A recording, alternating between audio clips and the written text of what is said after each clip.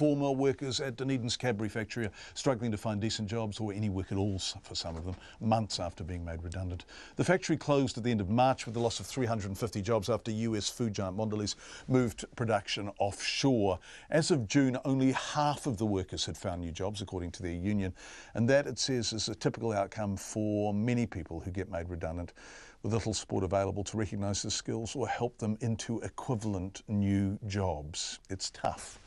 In other words, Kate Newton filed this report. So yeah, there's one I applied for. That was a no-go. Unsuccessful. At least they answered back. Haven't heard from them guys yet. After 17 years at the Cadbury factory, Teresa Gooch worked her last shift in March. Months later, she's still looking for a new job. Well, some days I'm 8-9 hours on the computer just searching through, applying for jobs.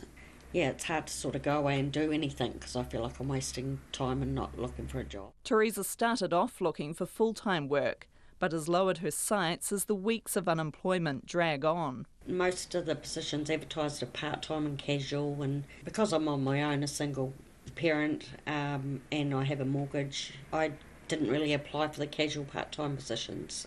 But I guess I'm realising now that I need to take the casual part-time option. Teresa's former colleague, Jason Welch, who's been a senior machine operator for nearly 2 decades, did manage to find work a few weeks after finishing at Cadbury.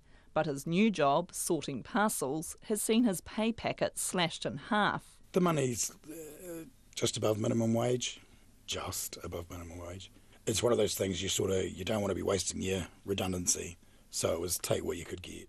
The 41-year-old, who has 2 teenage children and a mortgage to pay, says many of his former workmates are in a similar position. There'll be a lot of people that took jobs just so that they didn't have to spend their redundancy, and myself included, that really aren't about what they're doing now, but they're doing what they're doing to make the money so they don't neglect commitments at home, money-wise and family-wise. Teresa and Jason are among the thousands of New Zealanders who get made redundant each year when businesses close or are restructured. Research by the OECD and think tank Motu shows that 4 years after redundancy, workers were earning up to 12% less than those who never lost their jobs. First Union Secretary Rob Reid says Jason and Teresa's experiences are typical of people who get made redundant.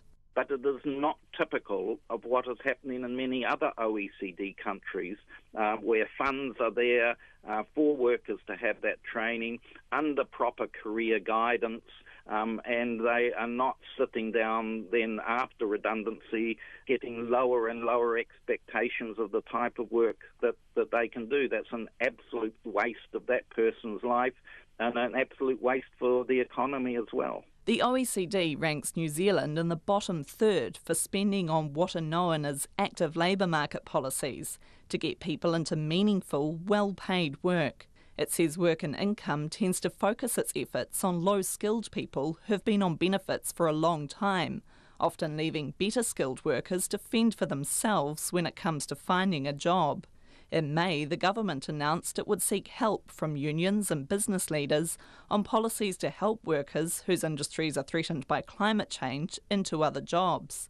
Mr Reid says those policies should extend to all workers. We need to get these principles of just transition, yes, definitely for mine workers, power generation workers who are losing their jobs because of changes that need to be made for the reasons of climate change, but really for any worker who loses their job. Back in Dunedin, Jason Welch is still wondering what his future holds. You want something that's going to fulfil you, that's going to make you feel whole, that makes you feel like you're important to your community, to your people around you, that make you feel like your kids look up to you and respect you because you're something rather than nothing. And at the moment I don't feel like I've got that.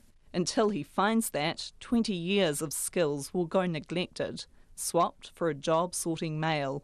Mō te hōtaka o te ata, ko Kate Newton tēnei. Now, we've just got an update on this story since she spoke to RNZ. Teresa Gooch has found work at a bakery on minimum wages.